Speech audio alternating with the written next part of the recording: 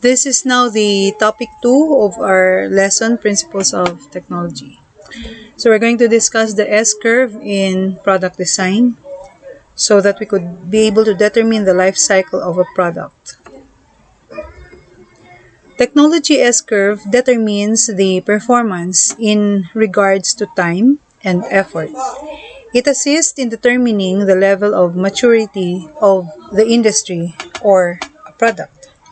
So from this graph, okay, this is for the x-axis, it is the effort used, or put into the development of the product, okay? And in the y-axis, the performance of the product. So if we could see here, at start, we put much effort, but still the performance is very less until the time that the performance increases as our effort in producing the product is not much high in requirement. Okay, until the optimum performance of the product is reached, thus it approaches a certain technological limit. Kasi nasa optimum na nga ang kanyang performance. No more, not much innovations, improvements ang pwede pang ibigay sa kanya.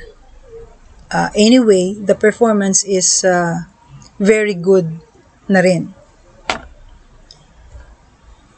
When evaluating a product or an industry, it is crucial to understand where it is on the S-curve due to the many implications that result out of that, such as the possible risk and pitfalls that are associated for certain phases on it. So, just like you students, you are doing your project development this term, it's good that you will able to determine kung ang technology na ginagawa nyo, nasaan siya banda sa S-curve ng industry or ng product na yon. For example, you are developing a, shall we say, vending machine. There are so many vending machines in the market. They have different applications. Okay, they offer different services, different products. So, if you are innovating a certain vending machine as well, you should be able to determine saan ka na banda doon. Are you innovating to improve the performance? Are you, sabi nga nila, di ba, may kasabihan na do not reinvent the wheel. So, kasi kung nandoon ka sa first stage, for example, the vending machine, okay, shall we say, nandito na yung, most of the vending machine, nandito na yung performance nila, okay? So, kung gagawa ka pa ng vending machine mo, wherein magsisimula ka sa umpisa, and you will exert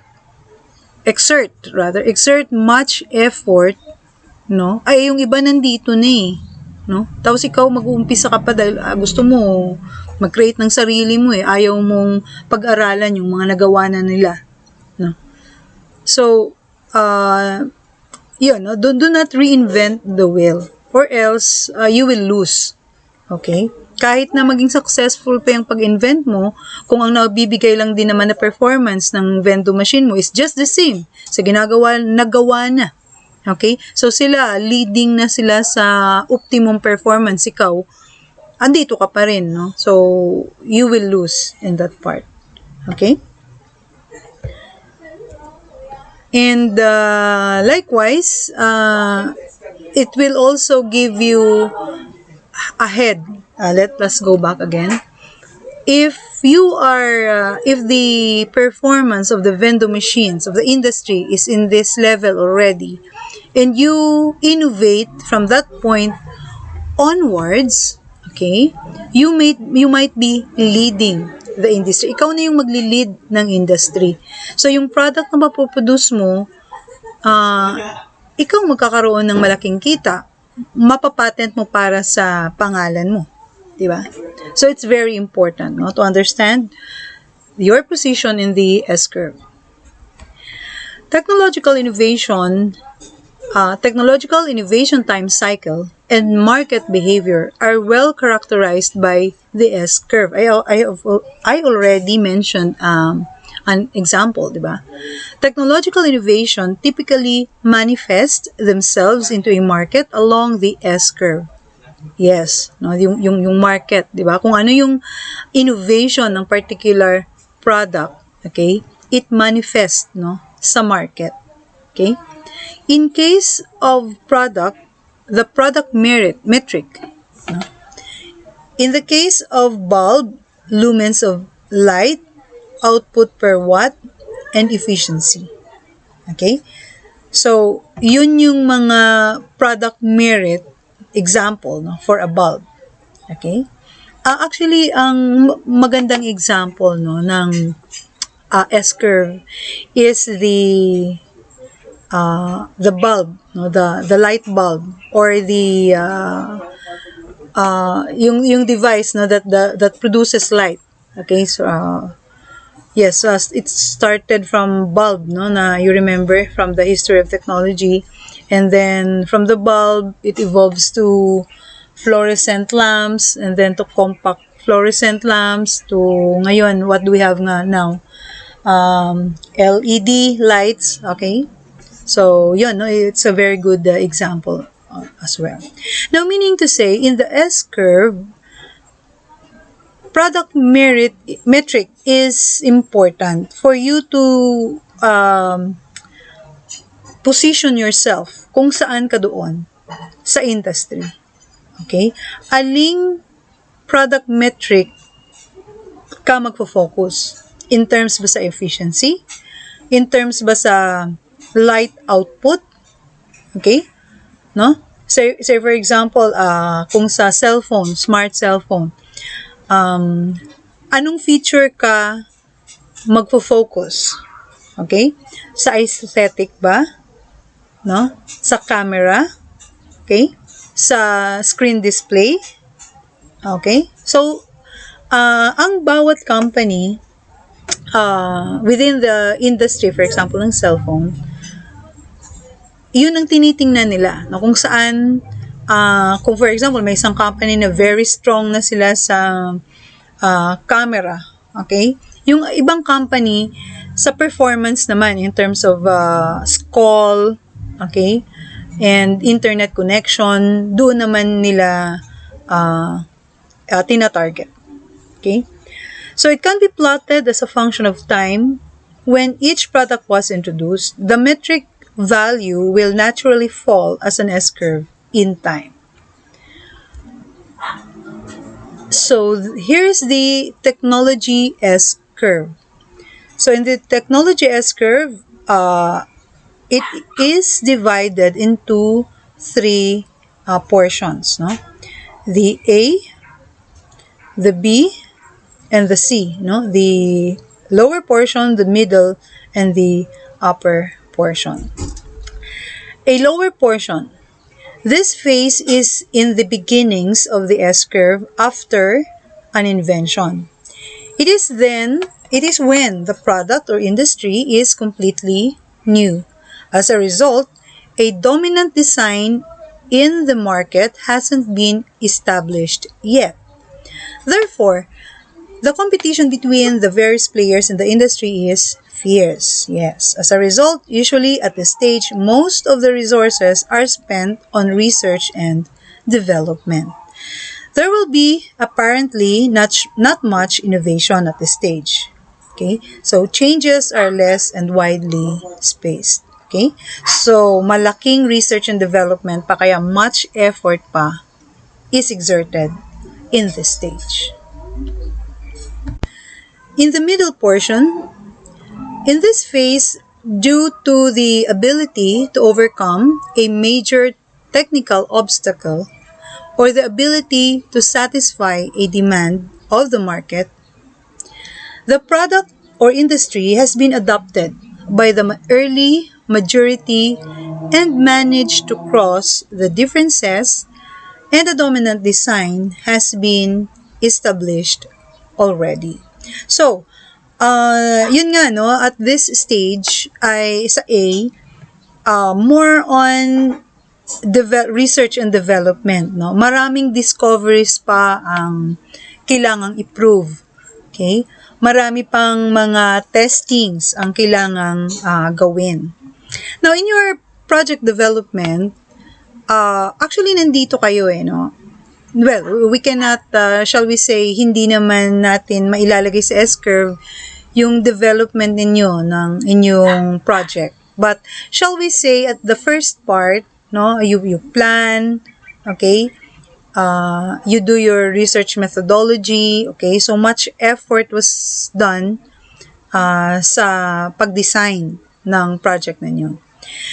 And then, sa inyong project, no, sa project development ninyo, once na-test nyo na, no, unang test, and you found it performing, okay, so, hindi na kayo kailangan mag-redesign, but all you have to do is to improve its performance. May konting changes, no, konting changes sa design, konting changes sa mga specifications, para mapa-improve na lang ang performance. Okay? But, hindi naman na kinakailangang bumalik pa, no, sa research and development to change the product totally. Okay? So, ganun din sa industry or sa product in this middle portion. Okay? All the technology has been already proven to be good and working, no? Established na yon, okay na yung design niya. Okay? Hence, the market will be characterized by rapid growth in production. Okay. So, parang kagaya sa vaccines, COVID-19 vaccines, di ba? So, una, nag-test sila, ang daming mga lumabas na yung ganitong vaccine, yung Sinovac, mahina, yung Pfizer, malakas, okay? But prior to that, may mga ilang mga negative results din ng mga lumabas. Okay?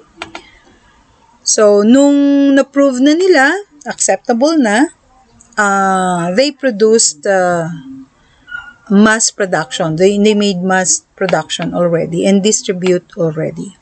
So, a rapid profusion of innovation or slope will take place during this period. Kasi proven na yung technology, i-utilize na siya, i-adapt na siya. Kaya malaking slope. Okay? So, many products are launched and many competitors join the market. By the way, one particular industry, one particular product, shall we say, yun nga, say bulb. Okay?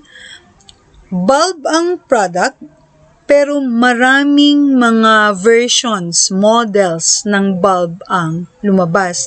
Mga shape, mga wattage, iba-ibang wattage, may 3 watts, may, sa bulb, ano lang yun, 25 watts, 50 watts, 75 watts. And then later on, naging,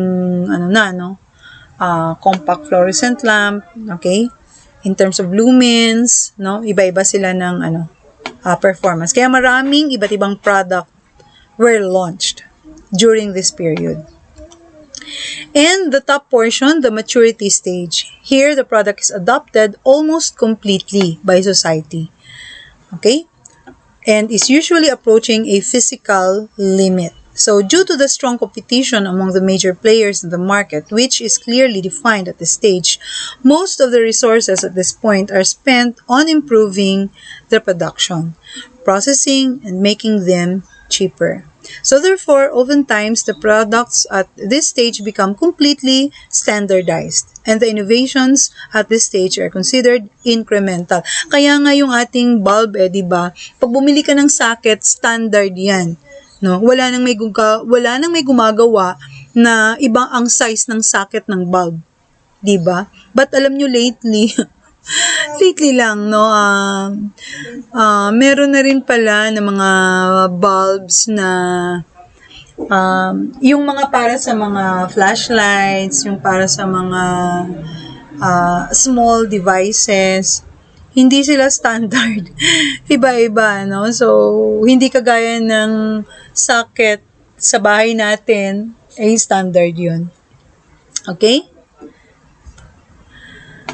So, discontinuities in S-curve. Usually, when the innovation of the product reaches its maturity level, there might be a change in the technology which disrupts the industry or the market by its new technology. So, thereby, a new S-curve starts.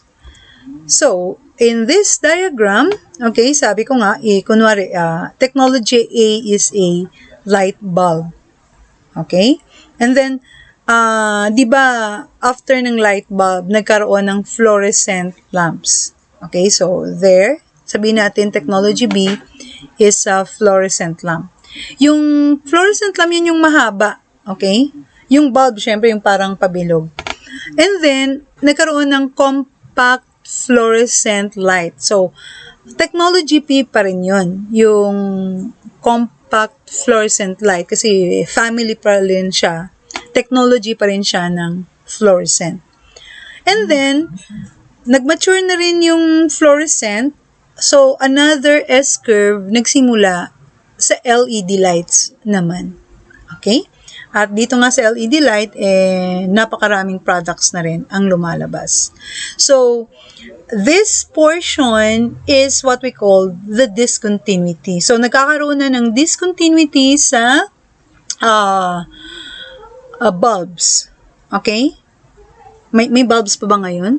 Parang ano na lang CFL na lang at LED na lang nakikita ko Meron pa rin siguro, pero special applications na lamang. Okay? So, when the S-curve starts, there will be a discontinuity in between the two S-curves. At this phase, the discontinuity, the innovation occurs as a new S-curve pattern can rise. Since the previous product reaches an era of maturity, there is an opportunity for a new product to appeal to the innovator's segment, and they will start a new product life cycle, which is usually considered as the disruption. So obviously, there is an opportunity for additional S-curves as the market progresses. So as occurred in the publishing industry.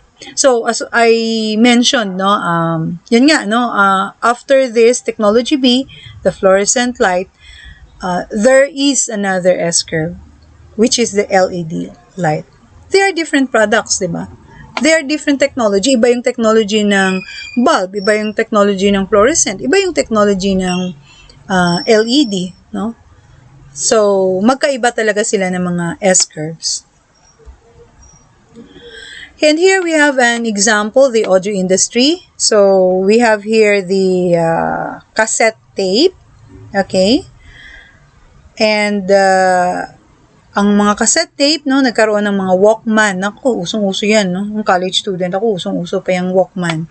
And then, nag-mature siya at napalitan ng mga DVD. Okay? So, may mga DVD player tayo. So, ngayon ba, na-disrupt na ba ang DVD? Ano ba na ba yung kasunod? Na after ng DVD? Okay? O, kayo sasagot niyan kasi meron kayong assignment. To understand the concept of the S-curve better, let's use the audio. So, yun na yun na explain ko, So, that is fermenting stage, yung dito, The cassette tape. Invented by Philips. At yung take-off phase niya, yung Sony na, yung mga Walkman. Okay? And the Sony's success market has arrived at its maturity. Okay? Kaya nagkaroon na ng competitors. Nagkaroon ng Philips, Sony, etc. The discontinuity phase appeared when Sony and Philips have developed the compact disc, and doing so disrupted the market. Now, therefore, we could say that the technology S-curve of innovation or product life cycle is a robust framework that can be used to analyze various products at their different stages and to explain their successes and failures. So once more, it is very important to consult, no, or shall we say, refer into this S curve, as it provides a framework what a certain industry is doing in terms of technological innovation, technological changes. Okay, and here in your exercise 4, you're going to choose one industry or product, no? Say, for example, as I've mentioned earlier, say the light bulb, okay? But of course, you cannot use the light bulb, no? The fluorescent. And then the next is the LED. Say, for example, you use the LED, okay? So, you discuss the stages of technology S-curve of that industry or that product. So, ano yung technology S-curve ng LED light, for example? Okay? Just what in the example ng audio cassette. Okay? So, identify at least 3 theories or principles that you think have caused the technology changes in that industry. So, in topic 1, we have discussed several theories, no, principles or trends. So, identify at least 3. You could go more than 3 if you want. That would apply, no? Especially when you are in the middle part already, no? And then you could identify different products, no, within LED light, for example. Okay. So, what are the theories, no? Bakit nag-come out yung ganung innovation, no? Yung ganung changes. Okay? So, once more, you're going to create a PowerPoint presentation for this, and you make your PowerPoint interesting, no?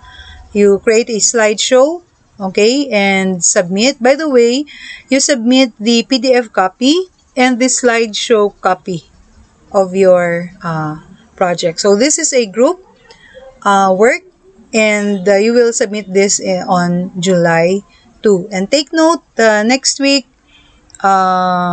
you will have your unit exam. Okay? So, that's all for our topic, lesson 4 rather.